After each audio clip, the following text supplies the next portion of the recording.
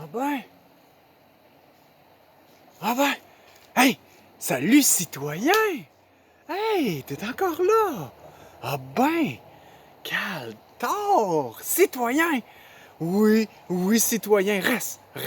Oui, reste! Ah, regarde, je t'ai amené une bonne prune du pays. Hein? Oui, citoyen, t'as l'air moins malade depuis que tu suis mes conseils. Hein? Oui, citoyen. Oui. Continue de suivre mes instructions, citoyen. Hein? Tu vas avoir des bons résultats. Hein? Quand on suit les instructions qui mènent à des bons résultats, ben, on peut juste aller vers mieux. Oui, citoyen. Ah! Hey, citoyen! Je suis fier de toi. Continue. Lâche pas. Reste. Je te lis un texte, citoyen. Le pugilat ne reviendra pas.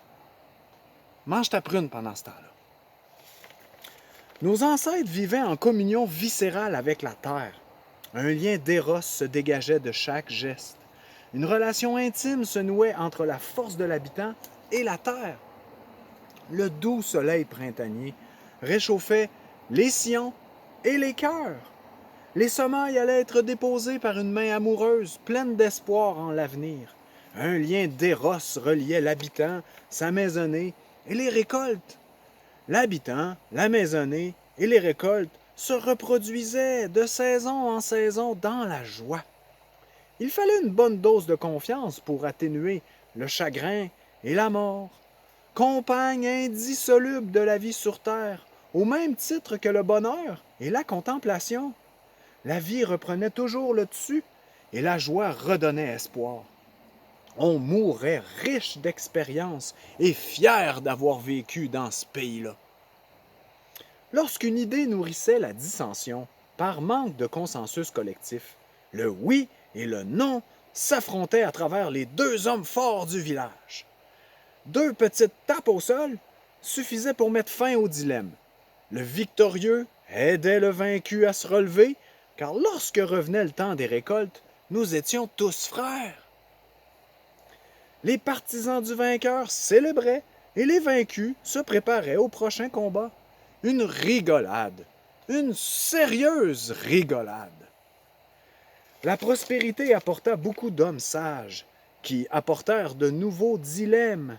Bientôt, il n'y eut plus assez d'hommes forts pour suivre les idées de la division. C'est alors que les armes de jet furent inventées. Ainsi, les sages pouvaient prendre part au combat, d'autant plus que le projectile dépersonnalise l'affrontement. On tue sans voir son opposant. Naturellement, cela nous mène à l'arme de jet terminale. La bombe atomique est un cadeau. La puissance absolue nous préserve ou nous anéantit tous. Ainsi, le combat semble transcender, mais il se transmute en culture thanatique. La culture de la mort donnée en cadeau à chaque naissance. La joie est devenue un accessoire de la jouissance charnelle, de la communion érotique à la satisfaction thanatique des chairs obèses. Tu veux, citoyen? Je veux t'éviter ça. Citoyen. Écoute encore. Chaque jour, les médias impriment dans nos cortex à coups de forceps l'esthétique de la disparition. Paul Virilio avait raison. Nos sociétés cultivent chaque jour davantage la pulsion thanatique. Le germe de la mort, c'est la peur. La peur dans nos sociétés malades, c'est un épouvantail. Les citoyens sont des animaux serviles. Le truc marche à chaque fois. Les citoyens se confinent et arrosent leur petite mort. La guerre et les virus font peur parce que le citoyen a trop de temps pour se plonger dans son virtuel mensonge. Le citoyen s'enorgueillit de réfléchir lorsque les fous agitent leur épouvantail. Le citoyen confond le virtuel et le réel. Les médias rassemblent le troupeau et mènent la pensée vers la mort. Si la pensée doit succomber, les corps doivent être rentabilisés. La psychologie est le garde-fou des marchandises citoyennes. Aucun système n'est parfait. Aucun système n'est parfait. Pas même le système de naturalité citoyen. Hein?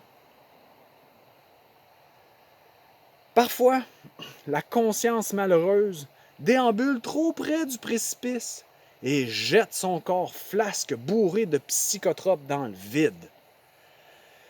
La certification ISO Corona 2022 permet une perte aux 100 000. En réalité, les fous qui forment l'humanité au compas et à l'écart n'ont qu'un seul souci. Il s'agit des arriérés mentaux, imperméables à la culture de la mort. Plus ils agitent leur épouvantail, moins les arriérés mentaux croient à cette folie. Les arriérés mentaux sont condamnés à redevenir des êtres humains.